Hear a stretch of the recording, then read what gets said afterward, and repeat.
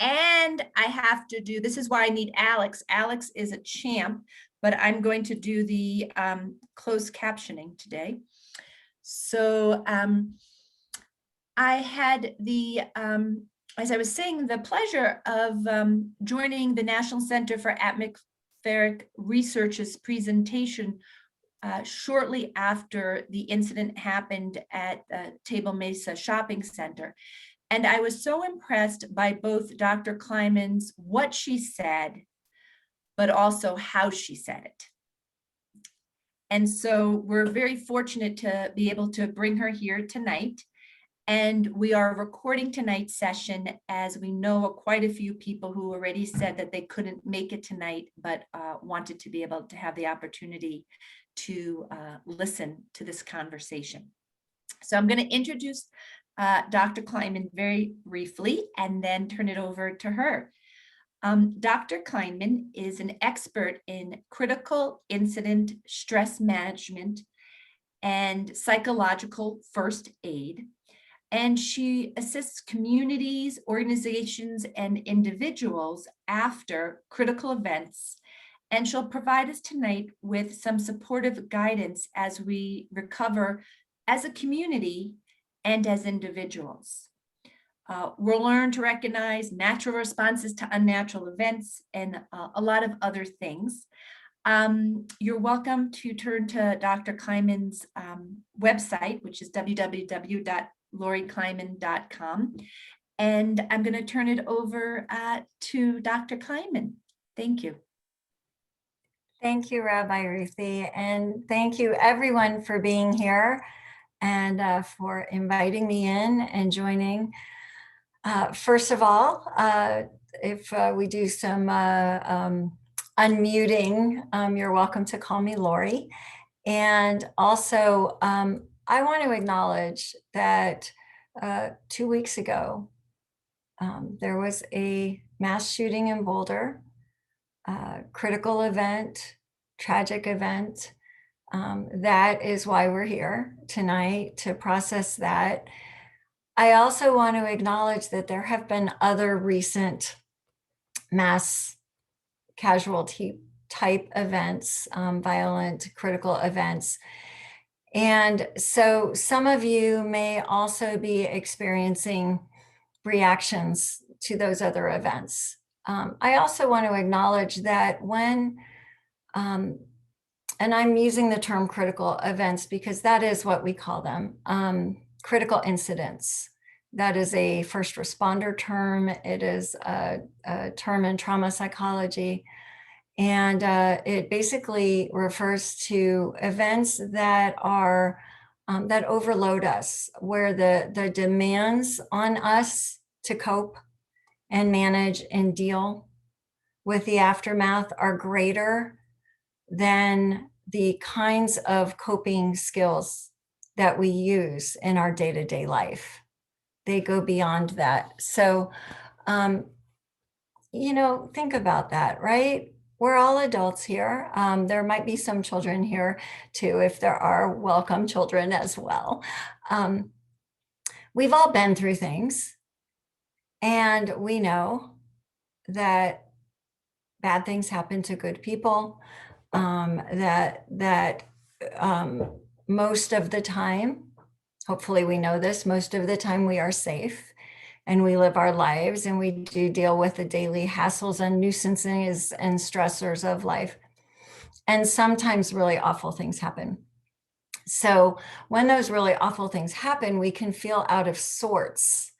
We can find ourselves behaving in ways that we don't usually behave. We can find ourselves thinking thoughts that we don't usually think, feeling feelings that we don't want to feel, or at levels that, again, can feel overwhelming. So the way we frame these critical events, and I really fully, heart, mind, and soul believe that these are unnatural events, even though we know they occur. They are unnatural events, and our responses and reactions to them are natural.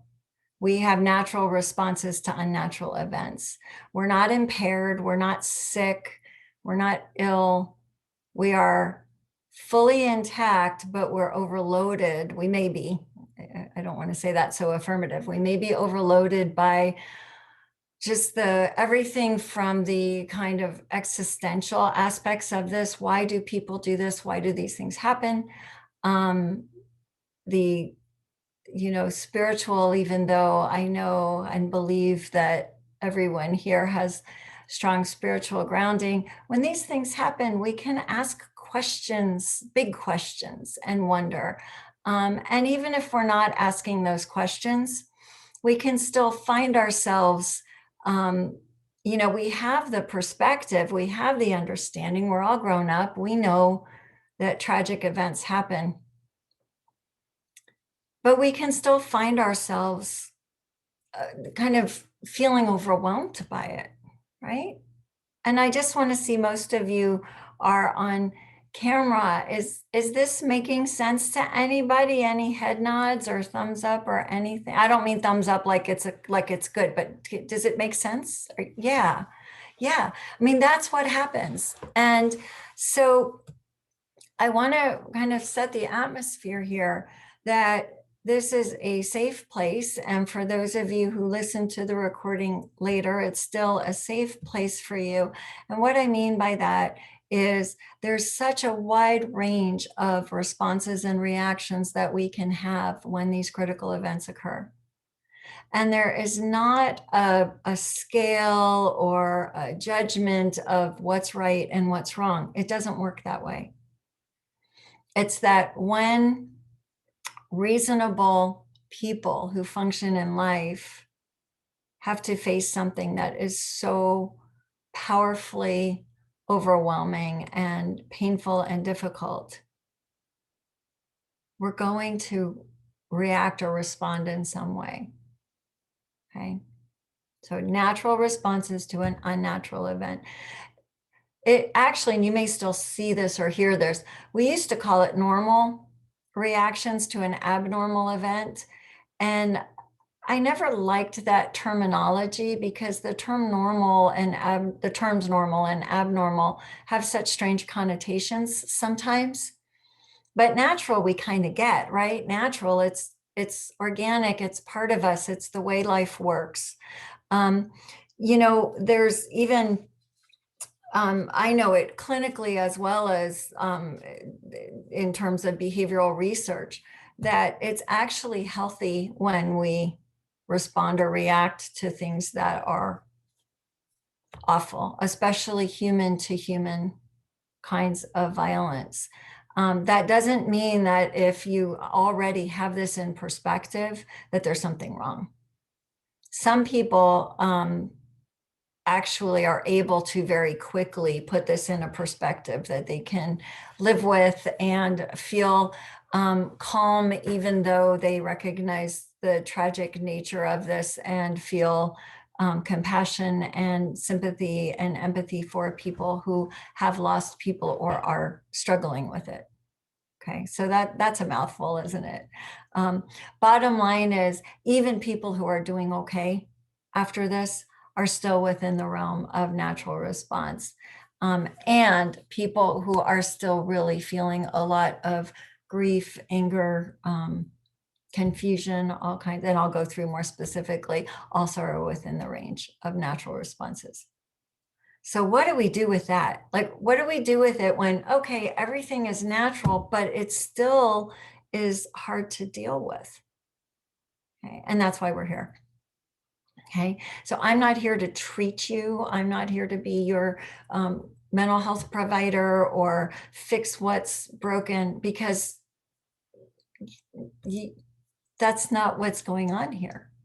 What I'm here to do, hopefully, is help you to recognize where you are now, to be able to feel for yourself and each other truly and deeply the empathy and the healthy self-love and community caring that is a part of going through something like this. I'm going to jump to the end and then back up. I've got a really strong bias.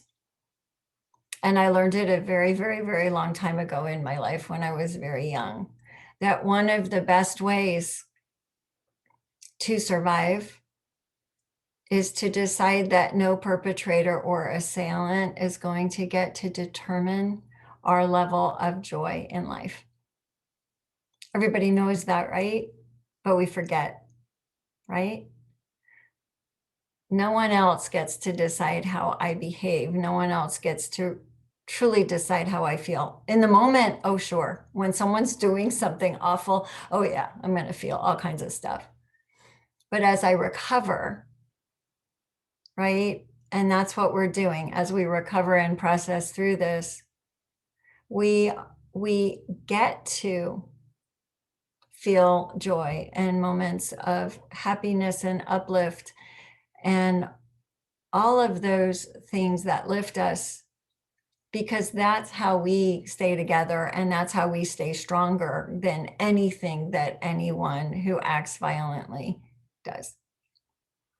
Okay, that doesn't mean that all of a sudden we're all supposed to be great, but it does mean we're allowed to. So I want to put that out there. It's kind of an ending put at the beginning because I think frameworks are important.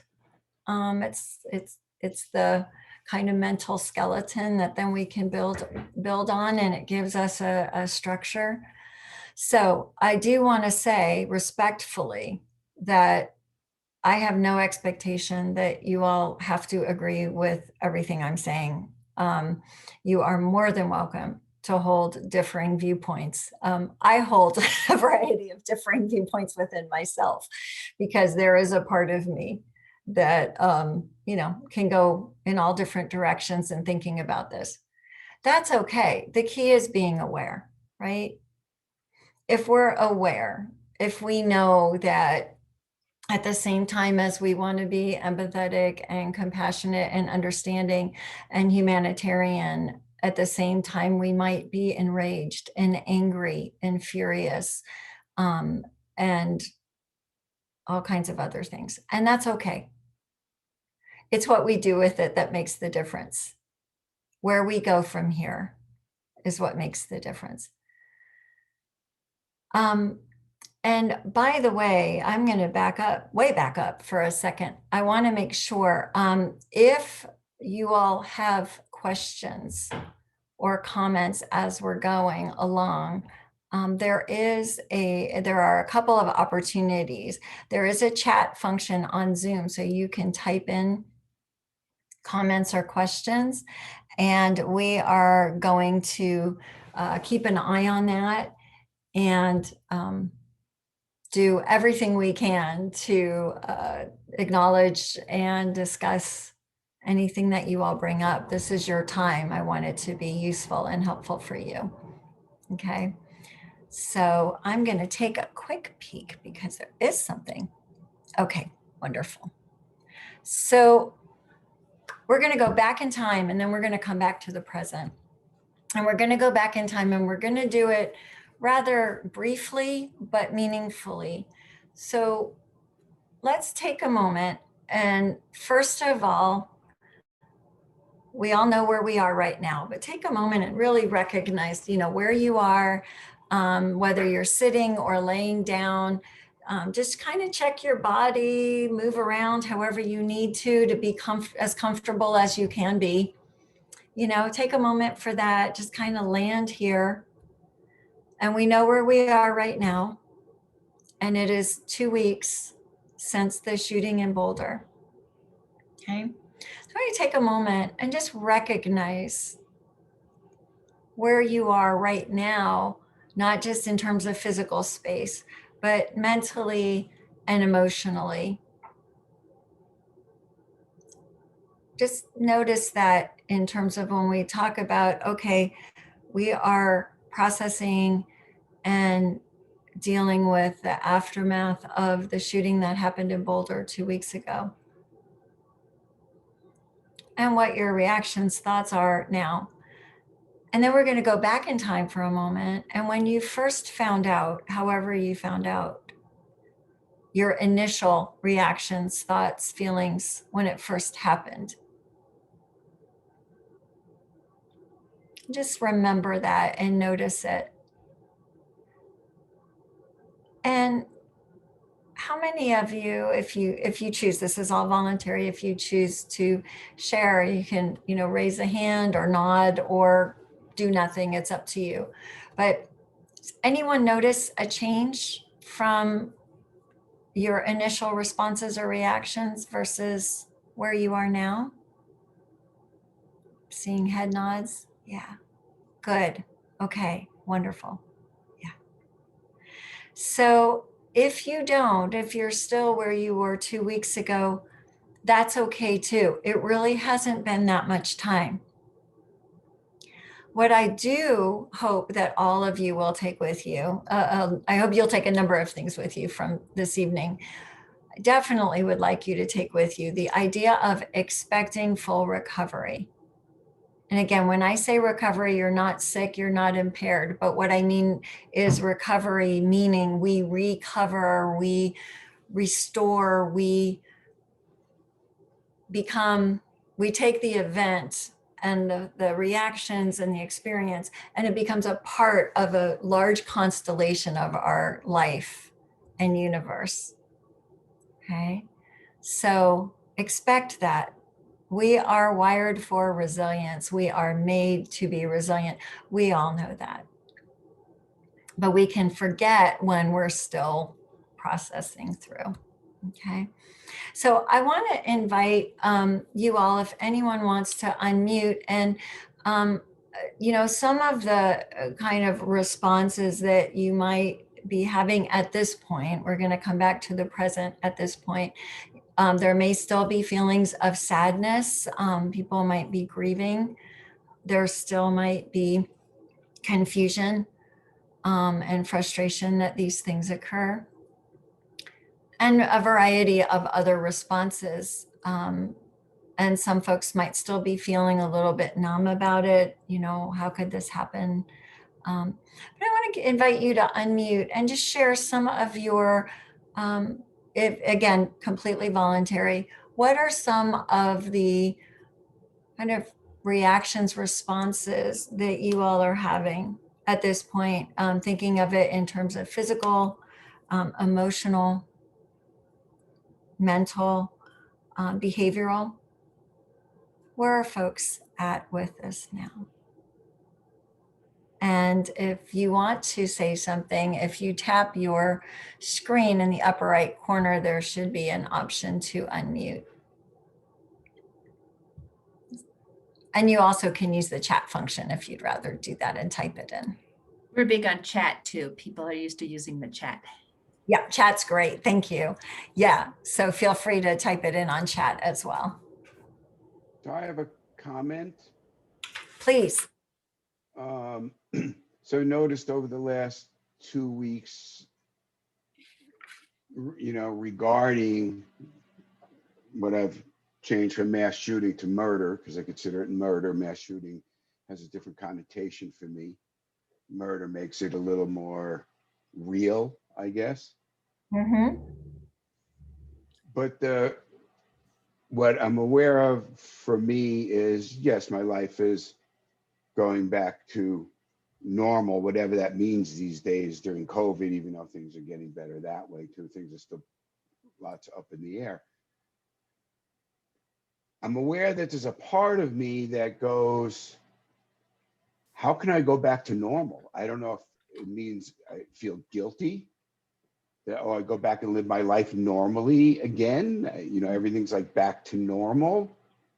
I'm aware of that inside of myself when I think about what happened. Well, I can't just go back like everything is the same. So that's one of the things that I'm aware of that's, inside my gut.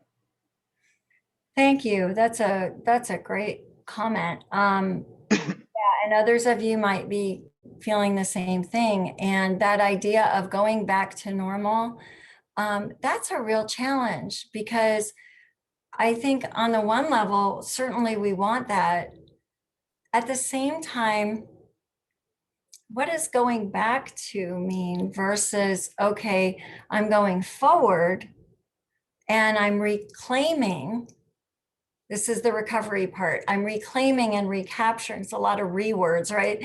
Recapturing the parts of my life from before this tragic event. I'm recapturing the things that I want to still live with, the things that are important to me, the things that are joyful, the things that connect me. And at the same time, for good mental health, good functioning, and reality, we need to integrate this event into our life, because if we just go back to what was before, it's like saying, I'm not acknowledging it, I'm denying it happened. Okay. And certainly we might want to do that. But in terms of what's helpful, it's the idea of how will I integrate this into my life? In terms of some of you, and I'm going to jump forward because I noticed one of the comments someone said, and this is, Todd, this is connected to what you were saying. Someone said, I was at a restaurant today where they were doing construction. They were using a nail gun and it sounded like shots. I just jumped. And someone else said, I've noticed I'm more vigilant when I enter a store. I'm aware of exits. I'm more easily spooked by sudden noises or people that may seem suspicious. Thank you for those comments. I mean, just fantastic and important, because the thing is that naturally, when something like this happens, we go on high alert.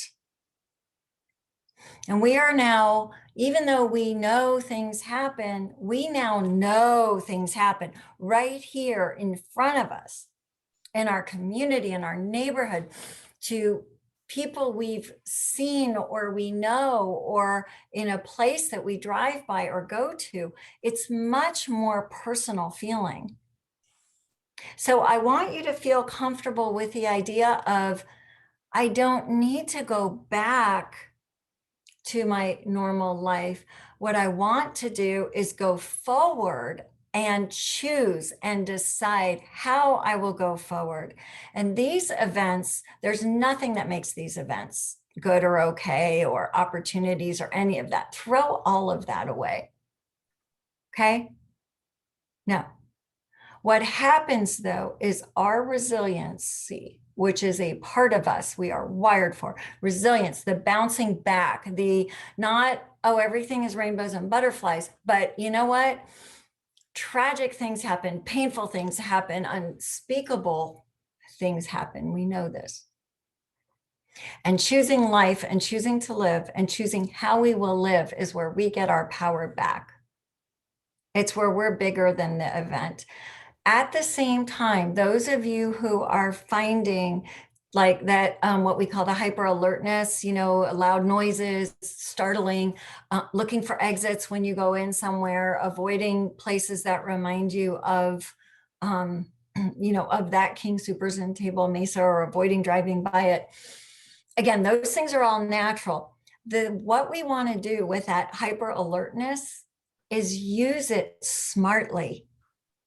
Use it smartly. And what I mean by that is, it is good practice to not be afraid all the time, but to be aware.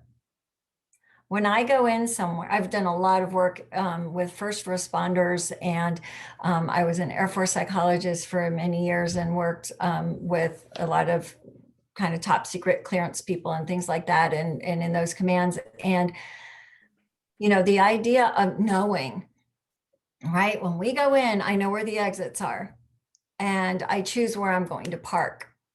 And I mean, I still do it, if it's nighttime and I'm out, I'm parking under a light near a front door, they're just not because I'm afraid, but because I'm aware. Okay. Let's live in awareness. Let's shine the light on the darkness. No, sometimes we can't shine the light on every dark corner, but we're going to be aware that there are things we maybe don't see in our day-to-day life, but we're going to be aware. And we're going to keep ourselves safe in a gentle way. And that's where whatever our kind of normal life is, that's where we get to claim it and we get to live it. And these events, they are, and they do occur. And they still are relatively, they do not occur often. They are still kind of low frequency events. But when they happen, again, it becomes very powerful and very personal. What we want to do right now, the universe, the world, instead of being all around us, feels more narrow, doesn't it? There's like this feeling like our vision isn't as broad because there's this filter that is this tragedy. That will open. Okay. It's healthy that it narrows because this is how our human organism, the system that we live in and the communities we live in, make sure we're safe. This is us being alert. Are we safe? What's happening? We're grieving. We're angry. We're, deciding what we're going to do to be safe. And then we start living our life and we continue living our life and we connect and we do like you're doing tonight. And it starts to open up with the knowing that we're going to pay attention to what's going on around us. And if we can't, and if something happens that's awful, it's not because we did something wrong. It's because sometimes awful things happen. I don't know, some of you may have even read the book. It's quite an old book now, but it's still one of my favorites. Rabbi Kushner wrote a book many decades ago called When Bad Things Happen to Good People. Such a great read. And, that concept that bad things can happen, and we can get into all the discussions about, is it bad? Is it good? Da, da, da. And let's take that out also. Certainly we can think this is bad. There's nothing wrong with that. But in terms of looking at these events, there are all kinds of contexts for them. We can get lost in that. For your recovery, for processing through and moving forward, it's about recognizing these things happen. I'm going to let you fill in the blank for yourself. It's all kinds of adjectives that we can describe. And we are bigger than that as a community and as individuals. So that is a lot. With that said, okay, there's a couple more chats I'm going to check. Some of the other things, I want to go over some things that you may be experiencing just to help you with kind of recognizing it. And then we're going to talk about, so what do I do about it? Not in just conceptual, like I'm talking about, but practically, how do we get through this? Let's go back for a second. So I'm seeing, oh, wait, it went away. What did I do? There it is. I'm more easily spooked by sudden noises or people that may seem suspicious. Yeah, that's a real common one also. One of the things that happens here is we can start kind of going through the filters of what's safe and what's suspicious, who's okay, who's not. So that's just a part of the process. What I encourage you to do is, I'm gonna say two things that seem contradictory at the same time. Okay, so we want to be empathetic and compassionate as people and understand there's all different ways of being in the world and all different ways that we can come across. And at the same time, I want to give you permission to trust your intuition. Okay, intuition is one of our senses. It's a real thing. The experts who kind of study it and work with violent events in terms of looking at, okay, who's doing this and what's it about and all of that. When they talk about bystanders and survivors, I like to say survivors rather than victims, although we know there are victims sometimes too. But what we want to keep in mind is that our intuition is usually correct. Okay. When we kind of feel a little uncomfortable, that's usually correct. What is often or sometimes incorrect is how we interpret the feeling. So our intuitive sense says something's off, and then our mind, our filters, our brain with its experiences starts going, oh, that's because that person looks like whatever, or is wearing this, or said that, or whatever, and we can interpret it. But if we feel uncomfortable, something's going on. And not to be indelicate, but granted, sometimes we can feel uncomfortable because we're having a little indigestion, we're a little tired, we're hungry, but I'm talking about, we all know, right? That like something's off. So for now, notice it, recognize it, and choose what you want to do in response. And we are wired for survival. We have what's called the fight flight mechanism in us, and it is healthy and natural and ancient to the human body. And it is that part of us that goes on alert when we sense or interpret danger. So, you know, if someone or something doesn't seem right, it doesn't mean you run the other direction, but check it out or step away respectfully. At the same time, know that there's a certain, if that's happening to you in every situation, then it might be, okay, you know what? I'm on extra high alert. This is natural. And I want to kind of help bring this down a little bit. And I'll give you some strategies for that soon. Lori, there's more in the chat. There's about 3 or 4 comments. Thank you so much. Yes. So I am seeing, oh, I love this. Thank you to whoever said this. This is wonderful. I have been grumpy with others. Yeah. Yeah. Thank you. Because a lot of times we don't want to say that out loud or admit it, but yeah, grumpy, short-tempered, maybe finding that, you know, ordinarily we're more tolerant than we are right now. We might be, you know, we may not be particularly like profiling people, but we may find ourselves just thinking, you know, why are you talking about this? Or what are you saying? Or, oh, that's just whatever negative adjective we want to fill in. We also might find ourselves annoyed because people are talking about things that just don't seem important compared to this. And that's natural too. The challenge and opportunity here is, how do I deal with and accept where I am in this process, and at the same time demonstrate empathy and respect for other people who might be in a different place. And I think that's kind of always part of the human challenge, but it can be especially kind of feel more raw right now. And I think of it that way, you know, it's more raw. It's not really kind of put together and cleaned up. It's kind of rough. And so the idea of it is, with the grumpiness and those kinds of reaction, or short-temperedness, or, you know, this just isn't important, I don't want to deal with it. Keep in mind that the just kind of mundane parts of day-to-day life, they are important. Number one, it's where we get to rest from the really big deals that we have to deal with.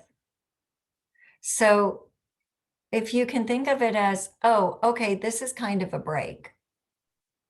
Because the really powerful, that overwhelming part, because remember, the equation is fully intact people who also have some overwhelmed nervous system functioning, right? That extra part, but fully intact people. It's this part that's making us grumpy and short-tempered, not who we are as a person. It's the added piece of, wow, this thing happened and I'm not quite through it, and it's not quite put in place yet in my worldview and how my day-to-day life continues. Okay, so keep in mind that. So the way to deal with it, and this also tags to another Someone said, can you speak more about being aware but not afraid? This speaks to that also, is the idea that empathy is not, I'm going to take on what you're feeling, or I'm going to argue what you're feeling. Empathy is, I want to understand. Help me understand what you're going through. I want to understand it, but I'm not taking it on, because taking it on is disrespectful. If I took on the pain of my patients and clients, I'm disrespecting them, because I'm saying, oh, you're so weak, you can't handle this, I better take it for you.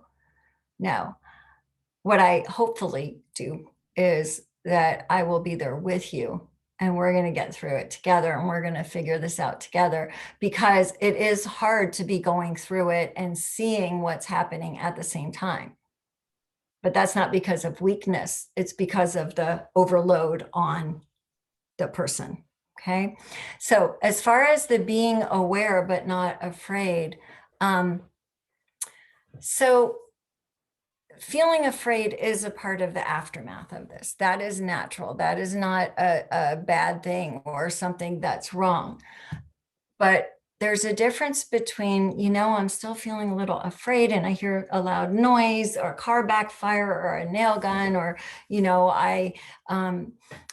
something on TV is loud, and I'm, a little shaky, or I'm finding myself like, I don't want to go to the grocery store because this happened.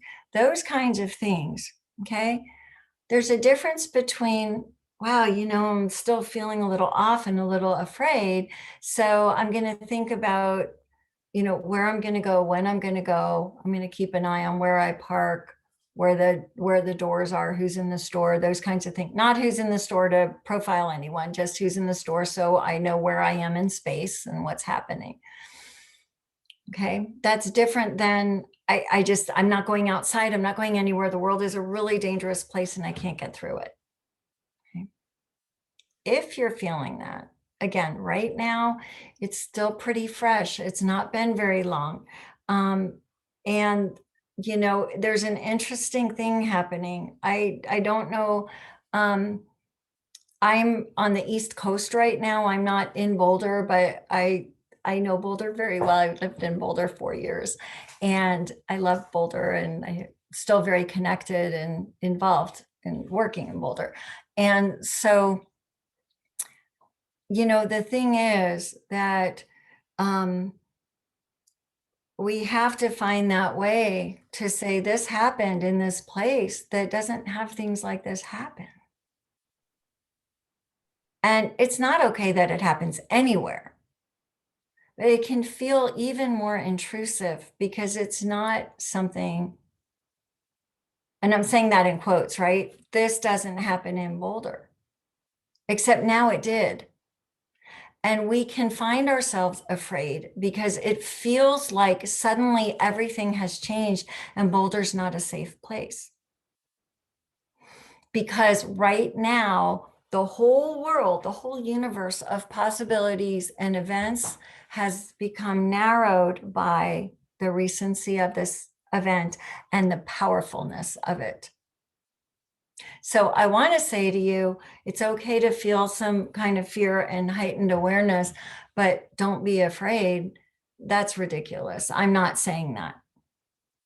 What I'm saying is be aware. And if the fear is getting in the way of you being able to function and live your life, then I would say, yes, it would be good to consult with someone, talk to someone, get some help. Okay. Because no one should have to suffer through this process. When I say natural responses to unnatural events, I'm not saying if you're suffering, oh, just hang in there. I'm saying feeling off and overwhelmed. Yeah. Impairment. No. Let someone help you through that. Who knows how to help you through that. The other thing I want to say, one big thing as a coping strategy, and it does work, is what I got the phrase from being in the military, but the concept has existed forever. but I like this phrase, self-aid buddy care. Isn't that a great phrase? Self-aid buddy care. And what that means is that we definitely need to attend to our own needs and keep ourselves healthy and well. And buddy care is I'm keeping an eye on the other people in my life and in my environment. And if we're all doing that, then no one gets left out. And the buddy care part is because, our eyes go out, right? And so we're not always able to really see what's going on with us, but we can see what's happening with other people.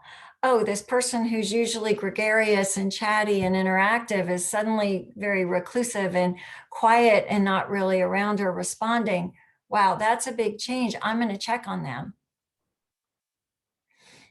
And it can be all kinds of things. That's just one example. And what I want to say to you is when you're doing the buddy care side, when you're reaching out to each other, I talked about empathy a moment ago. I'm going to add the respect piece. Respect is by definition interest or appreciation in someone else's point of view or perspective. There's nothing in that definition that says we have to agree with each other. And so, being respectful, I'm interested. So I want to add that. And so it can be that not, hey, what's wrong with you? Right? No one would say that. But how do you say something to someone when you're concerned? Well, hey, I'm still processing everything. And I was thinking about you, and I know I'm going through some things, and I'm not moved through to where I want to be yet. I've noticed, you're usually very chatty and interactive, and I've noticed you've been very quiet lately. And I just wanted to say hi and check in and see how you're doing, and let you know I'm here and I'm interested, right? And the key there is that you're mentioning the behaviors that you're seeing. It's not a personal affront. It's not a character judgment. It's, I notice you've been quiet, or I notice you've not been, to temple for a while and you're usually always there, or I notice that you, whatever. Behavioral things. Okay. So speaking of behaviors, I do want to share a few other things with you, and then we're going to move over more specifically into some of the coping. And let me check the chat because I see a couple of other comments. And thank you folks for writing in. It's helpful for me because I want this to be as personally relevant for you all as possible. Let me make sure I'm in the right place here. Okay, there we go. Let's see, I see. Can you talk about intuition versus paranoia? 1 month ago, I had an intuition or premonition of a shooting while at the local Safeway while getting my first COVID shot. Now I'm due for my second shot on Friday at Safeway and feeling very afraid. Wow. Part of that is bigger than the scope of this discussion, though I would love to discuss it from kind of a metaphysical standpoint. But in terms of, the difference is, so paranoia, many of us have elements of paranoia or the potential for paranoid type thoughts, but there's a difference between paranoia as kind of a clinical description versus, again, heightened awareness. So there's a difference between, I know someone's going to hurt me. I know they're after me. I know these people want to get rid of all of us. That's getting more into the paranoia.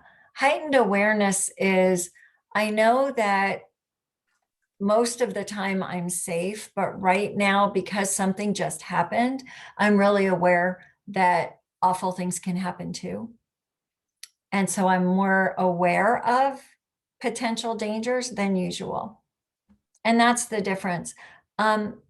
I do want to say, first of all, yay that you got your first COVID shot, and yay that you've got your second one coming up. In terms of feeling afraid, this is back to the idea of, okay, I'm feeling afraid, but most of the time we are safe. So a couple of things. One is if there's a buddy, if there's someone who could join you, that might help. If this is a situation where you're going to be going by yourself, you can always be, talk to a friend beforehand and kind of get a pep talk and let them know, hey, I'm all right, but I am feeling a little nervous. I'd love a little pep talk and, some support. You can take some of the things that we're talking about tonight and maybe write them down and have it there for you where you can like read over it as you're there. The other thing is look around, check your environment. That's okay. The part about having the dream about a month ago, I'm not going to speak to that right now, other than any broader than just to say that can happen. And there are all kinds of different interpretations of when we seemingly have a premonition. It might be a premonition. There's a lot of mystery to life, which I am grateful for. And, because it keeps me thinking and wondering and connected in the ways that I want to be connected outside of myself and what's tangible.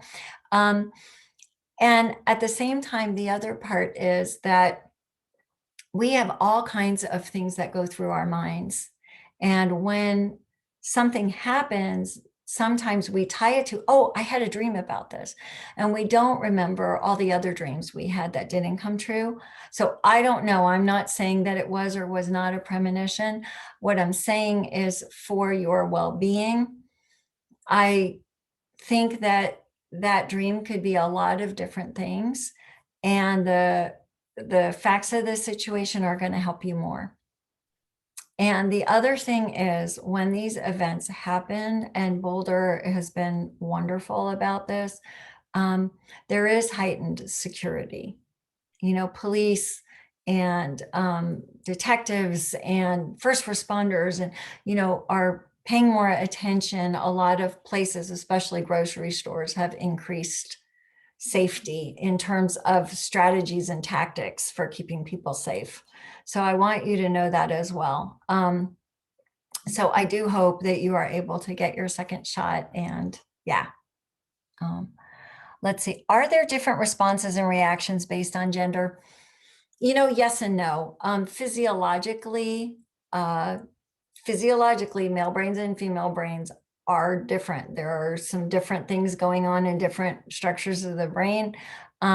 In terms of responses, there's cultural influence, the old, big boys don't cry concept, and it's okay for women and not men.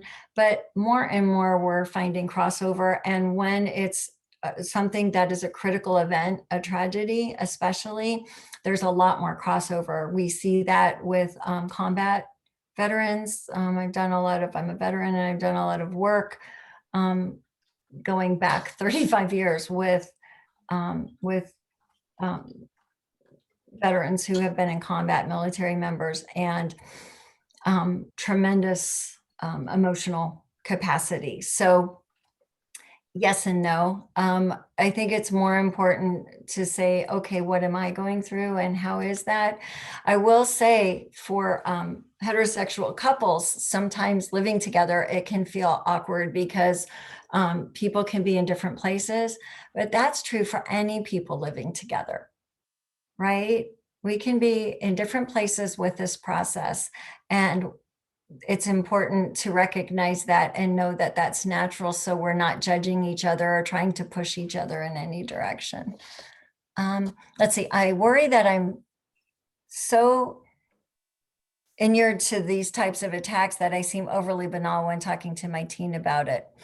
Yeah, that's a tough one. That's back to inviting them to speak, especially a teenager. And maybe Rabbi Ruthie, if it's okay, I'm going to send a handout, by the way, that will go out to you all. There's a booklet that FEMA put together that is for parents for, how do you help children through disaster? And it's in the public domain. I'll send that as well. And it talks about, it gives general guidance, but it also goes through different age groupings including teens, and gives a little bit of information about some of the common reactions and what's different, because different ages and stages can be different, just like different genders can have different, you know, we're alike but different, we people, right?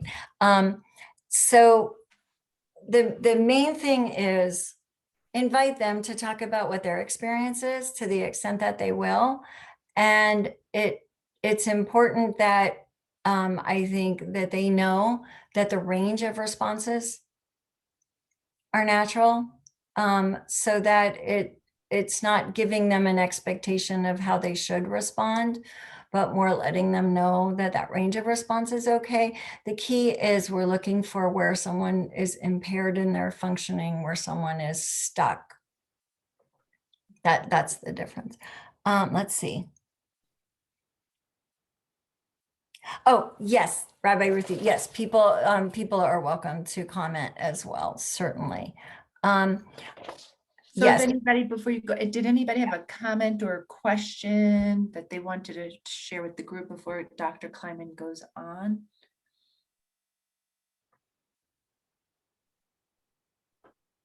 Todd, are you saying yes? No, Todd's saying no. Okay. Feel free, and you're also welcome to interrupt me. As you can see, I have a lot to say, so I forget sometimes that I'm Just so talking. folks know, there's, oh, Yehudis has a question. There's also reaction function. I just want to remind people that Dr. Kleiman knows about that. So if you hit a reaction, raise your hand, then she'll know you're wanting to say something. But I can keep a lookout, but I see Yehudis has a comment or a question. Yeah, so can a present crisis kind of trigger past experiences that will stop you from recovering more easily than if not? That is a fantastic question. Thank you for asking that. Yes, certainly these events can definitely bring up other experiences, and there are a variety of ways to look at that. One of the ways that I find helpful is thinking, you know, if other things are coming up and it really is feeling like, wow, there's so much and it's kind of holding me back, it's life giving us an opportunity to process through things that might still be left over, along with what's happening in the present. And it can be painful and overwhelming. And at the same time, you know, the idea of allowing people you trust and people who will be empathetic and respectful to let you talk about what you need to talk about and go through it. But yes, certainly we can kind of feel stalled because other things are coming up also. Yes. Yeah, thank you for asking that. That's a really important point. Oh, Otto has a question or Yeah. comment. Yes, Otto?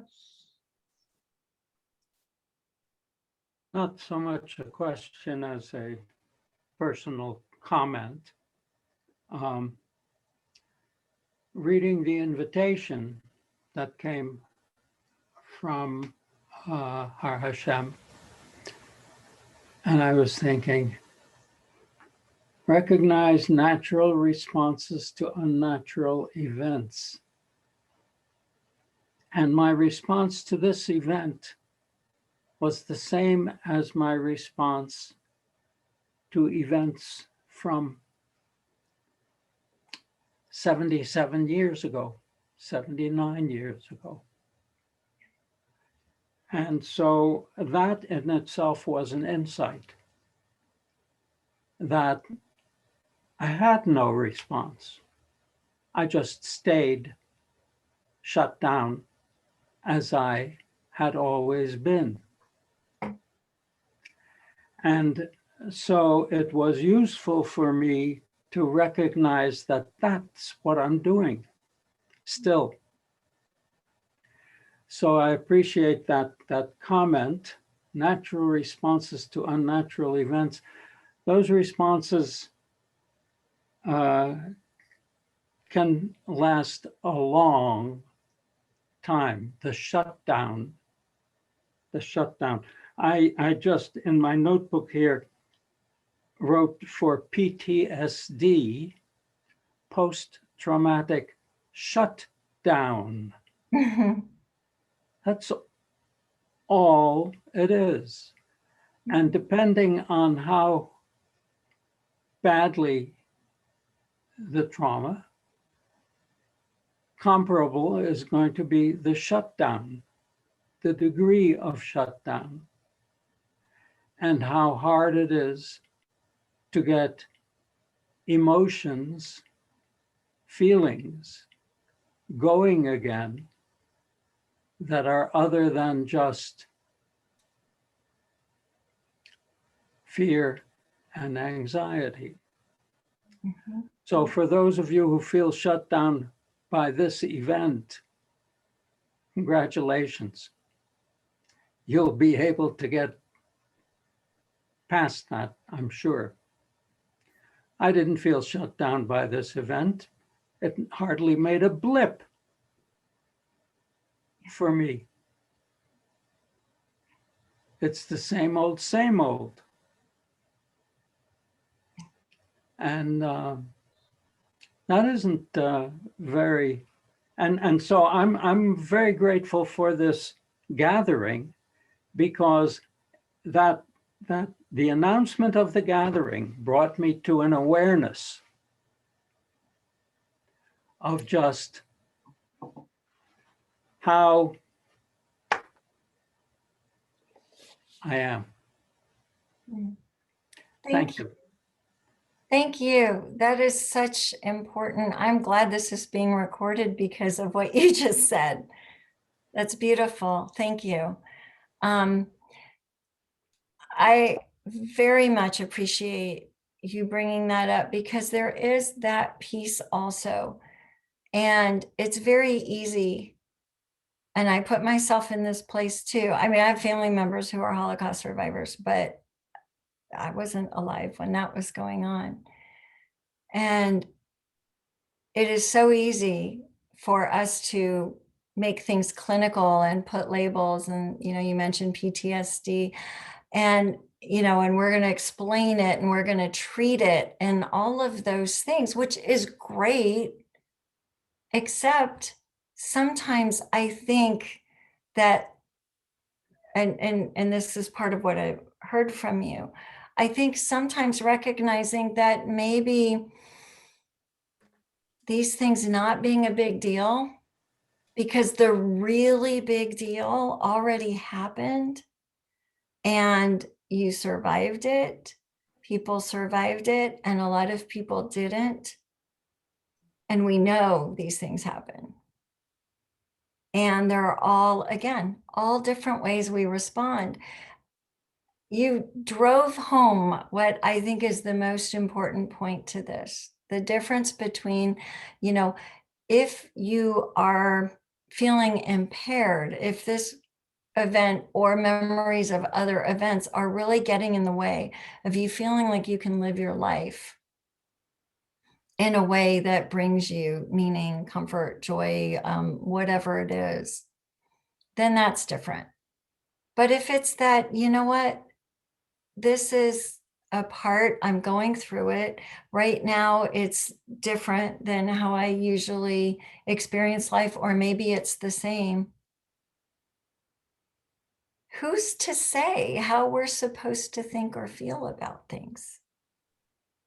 It's what we are able to live with, what the people we care about and our interactions with them, what that experience is, the meaning we draw from things, the worldview we have. I mean, that's what really matters. So thank you, Otto. That was really powerful. Along with that, to add to that, because I think that is a beautiful example of coping strategies that don't really require us to do anything other than recognize and acknowledge where we are and what we've experienced. Along with that, there are some things that you can do that will help you through the natural process of recovery. But there are things, because, you know, we can do something and it helps to move it along, and, you know, we can paddle the canoe and it moves us down the river that's already flowing. So that's, and gives us a little more direction, right? So let's think of it as giving you some ways to steer the process and to move it along if you choose. So I talked about the self-aid buddy care. You all, many of you know each other. There might be new congregants who don't know each other. And we're not even talking about the pandemic and all the, you know, the shutdown and all of that, but this is such a great time to reach out and connect. And if you can use your voice, it's even better than email, texting, all that stuff. Voice is so powerful. So the idea of, you know, formally or informally, pick a buddy, reach out to people, you know, check on someone you haven't talked to for a while. That would be very powerful. Some organizations I've talked with are actually coming up with ways to set up kind of buddy systems, either rotating or a set. So I really encourage that, you know, because we don't have the same physical contact. By the way, I hate the term social distancing. I call it physical distancing. I'm a rebel that way. We're physically distanced, but socially connecting. That's, I think, the goal. And that will help you also in this. A couple of other things are the idea of the basic stuff, okay? Nutrition, even if you don't feel like eating, because our appetite can get suppressed when we're kind of overwhelmed. Small meals, things that are easy to digest, that are going to bring you nutrition. Move your body. Doesn't have to be hardcore, big deal exercise, but get up, walk around, move around. If you are, if you need to be stationary because of any physical things going on, there's still all kinds of ways we can move when we're sitting. Moving our body in space is not just good for the muscles and the tendons and the skeleton and all of that and circulation. It's good for our mind. It helps kind of ground us and give us a place in the world. And when these events happen, we can lose a sense of our place in the world because it's a big deal. So move your body and sleep and rest. And I should have said that first. Some of the most important things. If you're having difficulty sleeping, or if your sleep is a little bit off right now, rest. And what I mean by that is no screens. If you have TVs or phones or laptops in your bedroom, you know, maybe the TV's hard to move, but keep your phone out of your room, keep the laptop out of your room. Let your mind and your nervous system and your body have a space that is for rest, okay? If you're having any difficulty with sleep, because it's so important, and I'll send this handout too, I'm adding to the handouts. There's something called sleep hygiene, just like other kinds of hygiene. And it's research-based. The concepts have been around forever. It was designed for people who experience insomnia based on what works. I'll send a handout out for that as well. But sleep hygiene are behavioral things you can do to get better quality sleep. I really encourage that. That will help you restore as much as anything. Okay. Couple other things. If you have big tasks you need to get done, break them down into components and give yourself a break in between. Okay. The idea of trying to do big things or make big decisions right now is, if you can forestall that, do so. Okay. Sometimes people had big decisions coming or big changes coming before the shooting happened. And so you have to keep going forward. But if you can, this is a good time for a structure to your day. The mundane tasks, the boring stuff, the mindless stuff, that counts too, because it gives us a place to rest. And put the things that are really important, that need your attention, at whatever times of day you have more energy. This is good to do anyway if you have choice. If you're working a lot of hours in a job, it's still a good thing if you have any control over when you do what. You know, do the tough stuff when you have the most energy or when you feel the most uplifted and inspired. and do the easy stuff when you're feeling a little tired. Take the breaks, take your lunch, do those things that are important. Let's see. Let me check if, oh, we've got more chats. Let me check that because we are at time. All right, let me check. Oh, I love this. Hugging a tree can be therapeutic, or caressing a pet. Absolutely, yes. Touch is so important, and we have limited physical contact with each other right now. So, pets, trees, fabrics, even think about the fabrics you put on your body and things that feel good. There's a lot that we're finding now with what we call self-soothing. That's just even the way we kind of sit or hold our body. Cuddling up under a nice blanket can feel nice. Let's see. Yeah. Keep the laptop out of the room. Let your body have a rest. Oh, I'm sorry. I'm reading. Okay. Let me see. I think we got everything. So the other thing is, you may find that your level of interest in things that you ordinarily would be interested in has kind of been suppressed. That's natural too. What I want to encourage you to do is start with short segments, brief segments. So it might be 15 or 20 minutes. Do things that you ordinarily would enjoy. Okay.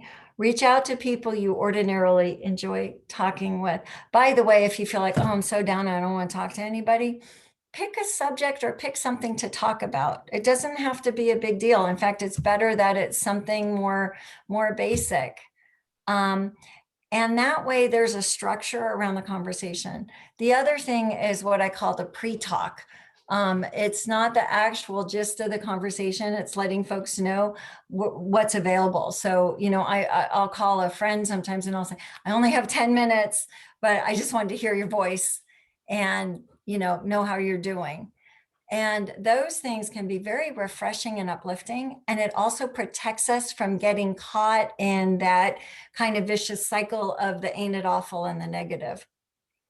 And by the same token, we all want to know what's going on, but take media breaks, turn off the news. We do not need 24/7 exposure to what is called news, whatever that is. We don't. We can catch up on what's going on without it being constant. It is not healthy for us to constantly have that going in the background. If you need noise or sound in the background, music. I'm a music therapist too. I am telling you, we've got good research and clinical practice, and we all know we're all human. We know music is so powerful. Put music on. Something soothing. Do the things you ordinarily would do if you were feeling better, if you were feeling interested and engaged. And look around the screen, see who else is here. Everyone's been here together. So you all know what we've been talking about. So to get started with your buddies, you can reach out to each other. Mm-hmm. If you want to talk with someone or ask someone about something, you can do it with folks who were here tonight, because that's a good start of people. And then those of you who are going to watch this, who are watching this later, reach out to people, check it out. Let's see. Oh, someone said, I've started doing Scrabble and crossword apps just to have an escape. Fantastic. And those are great because that was my last thing. Things that give you mental focus, where whatever you're doing, even if it's for 5 minutes, it is the universe. Okay. We need to give our nervous system, which is our brain and spinal cord and nerves and all that, we need to give it a break. And it is a healthy thing to compartmentalize. That's what we call it. So if you're preparing a meal, all your focus is on preparing the meal. The world's going to do what it does. Prepare the meal. Okay. Use your senses. The last thing related to that, I'm going to give you a grounding activity. You can do it anytime you want. This also will help those of you who are still feeling afraid or nervous. Okay. Grounding is just that. We want to be grounded so we can use our fight-flight response the best way possible, and we don't have to live in fear all the time. So it's real simple. You can write it down or not. It'll be on the recording. Okay. So what you're going to do is takes a few seconds. So it's going to be where am I? Okay. Am I safe? What's going on? You can kind of ask those in any order, but they're like the big three. Okay. What's going on? Am I safe? Where am I? Am I safe? Where am I? What's going on? Any order. Okay.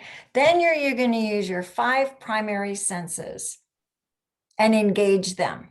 So what do I see? Okay, what do I see? I'm looking around. I see a window. I see curtains in the background. I see people on the screen. I see some, bamboo flutes in a vase. Okay, what do I see? What do I hear? And if it's quiet, it might be I hear my breathing. But what do I hear? What do I see? What do I hear? What do I smell? And if you have some flowers around you or a cup of tea that's fragrant or something, if you're preparing a meal, it's a great time to do this, right? And smell the aromas. What do I smell? Okay. What do I taste? And I've got water here. You can always, okay, it's water. It doesn't have a lot of taste, but there's coolness and there's refreshment. Okay. And what do I touch? And that's where you can feel fabric, a pen, a piece of paper, the glass, okay, those 5 senses. And what that does is it allows the nervous system to just anchor and ground where we are. Okay, if the answer to am I safe is no, I'm not, then you're going to just focus on getting safe. Factual, tactical, what is right here, right now. And that's the other thing is find some kind of self-statement, and you can each have your own. Maybe as a temple, you might decide, hey, let's come up with this like a menu of different things we can say to ourselves. I like saying right here, right now. There are a couple songs by that title even, because there's something very quick to me about that. I'm right here, right now. And then everything else is gone. And this is the world. This too shall pass is one a lot of people use, but whatever works for you, have some saying. So if you start feeling a little like, you can go back to that, ground yourself, and know that you're moving through everything. Okay. Thank you so much. I think there's one more comment. Let's see. Okay. Thank you. Yeah. So I think that's Yeah, all. I want to thank you so much. And we can do our, this is how we clap on or just acknowledge somebody's time and energy with us. If there's a question or two, I want to be respectful of people's time. So folks are welcome to leave. It's just we're running a little longer than we thought. But if you have a question that didn't get answered or a comment, I invite you to stay on and you can ask Dr. Kleinman. We're going to be distributing those resources that she mentioned via email to everybody here and probably a larger group. And I'm so glad that you all attended because you're like at the forefront, because these are things that is affecting our entire congregation and community. And because we've spent this hour, a little over an hour together, we're kind of armed with this wonderful information that can help us and also be there to help other people. So I want to thank you for coming, encourage you to be kind and loving with yourself and those around you. Like Helene and Mike, pet a dog, like Yehudis, hug a tree. And we'll see you again soon. Thank you, Thank everyone. you. My very best to you all. Thank you so much. Thank you. And thank you, Rabbi Ruthie, so much for bringing me in. Oh, thank you. Thank you. Very helpful. People are saying it's very helpful, very appreciative. So thank you. I appreciate that. Yeah. And thank everybody for their honest sharing. So if you have a comment or a question you want to ask, please don't hesitate before Dr. Kleinman heads out.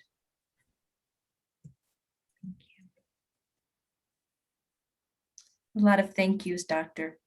Mm. Or Lori, a lot of thank you very much. Thank Thank you. you. Thank you so much for your help. Oh, you are so welcome. It's a pleasure. Thank you for all that energy. Thank you. Gosh. Thank you, Otto, being here. Good to be here.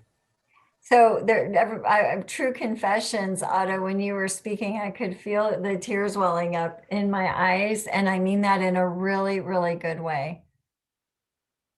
It's a feeling that means a lot to me when I have it. So I'm grateful to you for that. Yeah, that's the well of release. Thank you all. Thank you and good night. Thank you. Good night. Thank you again. All of you. Okay,